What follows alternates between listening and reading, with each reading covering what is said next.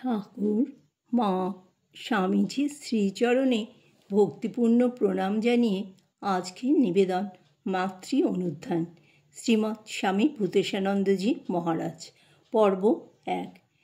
মায়ের আবাল্য যে চরিত্র তা আদর্শের পরাকাষ্ঠা।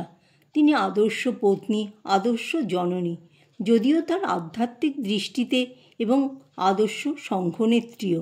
এভাবে তাকে আমরা দেখতে পাই। আগেই বলেছি, আদর্শের পরাকাষ্ঠা।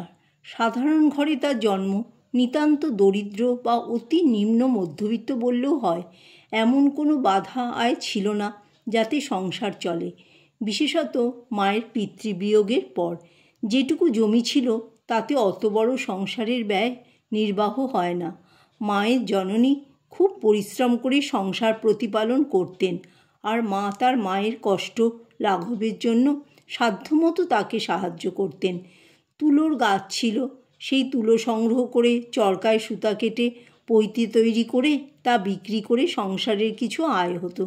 কত সামান্য তা সহজেই অনুমেয়। তাছাড়া লোকের বাড়ি ধান ভেনে তার থেকে কিছু চাল পাওয়া যেত। মা তার মাকে সেই কাজেও সাহায্য করতেন, যা পরিশ্রমের কাজ। তাছাড়া বাড়ির কাজকর্ম তো আছেই।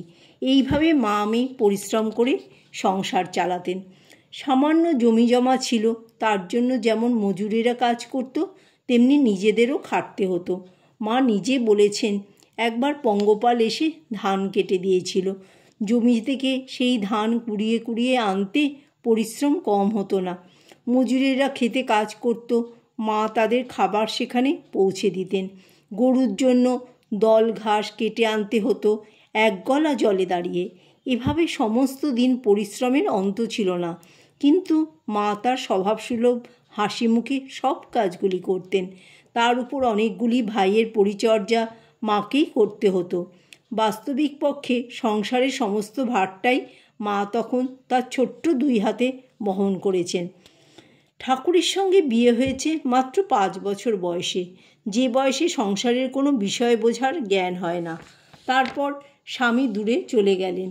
মা বাপের বাড়িতেই আগের মতন থাকতেন এবং ওইসব কাজকর্ম আগের মতোই করতেন। মাঝে শ্রীরামকৃষ্ণ একবার দক্ষিণেশ্বর থেকে কামারপুকুরে এলেন। তখন মাকে আবার শ্বশুরবাড়ি কামারপুকুরে নিয়ে যাওয়া হলো। 3 মাইল দূরত্বের পথ। তখনকার দিনে 3 মাইল পথ কিছুই নয়, কিন্তু অত ছোট মেয়ে আবার শ্বশুরবাড়ি যাওয়া ঘটা আর কি।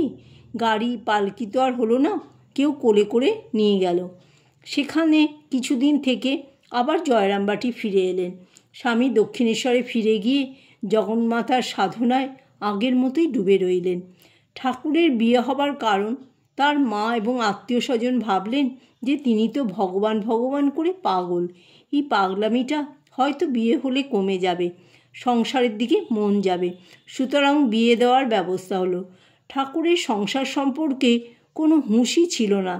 যখন বিয়ের জন্য চারিদিকে পাত্রীর সন্ধান হচ্ছে, বোধহয় ঠাকুরকে কেউ জানতে দেয়নি। কারণ ঠাকুর যদি আগে থেকেই বেঁকে বসেন, তাহলে হয়তো বিয়ে দেওয়াই সম্ভব হবে না। তাই পাত্রী ঠিক করে একেবারে জোর করেই বিয়ে দিতে হবে। কিন্তু পাত্রী আর জোটে না। ঠাকুরের পরিবারে এমন কোনো সঙ্গতি ছিল না যে লোকে মেয়ে দেবার জন্য আকর্ষণ বোধ করবে। আর ঠাকুরের সম্বন্ধে গ্রামের লোকের একটা ধারণা ছিল যে তিনি একেবারে উন্মাদ না হলেও অর্ধ উন্মাদ। তার সংসারের কোনো দিকেই দৃষ্টি নেই। মা মা করে সর্বদা কাঁদেন। এরকম ছেলের কাছে কে মেয়ে দেবে? কাজেই মেয়ের সন্ধান আর পাওয়া যাচ্ছিল না। তখনকার দিনে আবার নিয়ম ছিল যে মেয়ে পেতে হলে মেয়ের বাবাকে পণ দিতে হবে।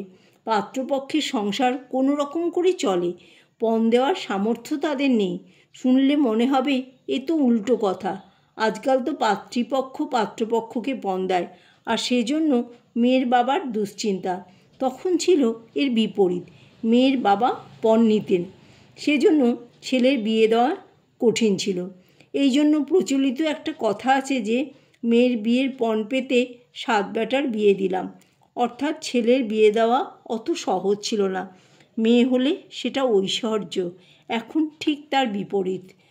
মেয়ে আর পাওয়া যাচ্ছে না।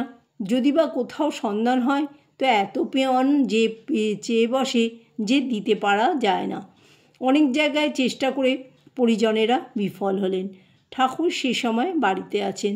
তার কানে গেল তার বিয়ের জন্য চারিদিকে পাত্রীর খোঁজ করা হচ্ছে, পাওয়া যাচ্ছে না।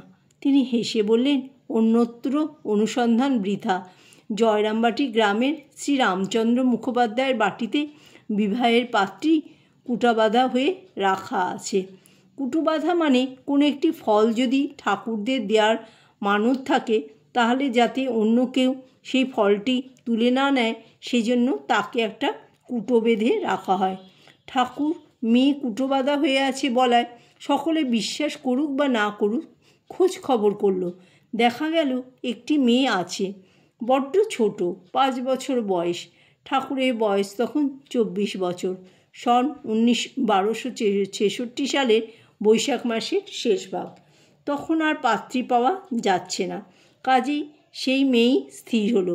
পণের 300 টাকাও সংগৃহীত হলো, হয়তো ধার করে। গরিবের সংসার, বিয়েতে গয়নাগাটি দিতে পারেননি কোনো পক্ষই। সুতরাং জমিদার লাহাবাবুদের বাড়ি থেকে চেয়ে কয়েকটি গয়না এনে শ্বশুরবাড়িতে মাকে সাজানো হয়েছিল। ছোট মেয়ে গয়না পরে খুব খুশি, কিন্তু বিয়ের পরে গয়না ফেরত দিতে হবে। তখন ঠাকুরের মা কেঁদেই অস্থির। মেয়ের গা থেকে খুলে কি করে গয়না ফেরত দেবেন?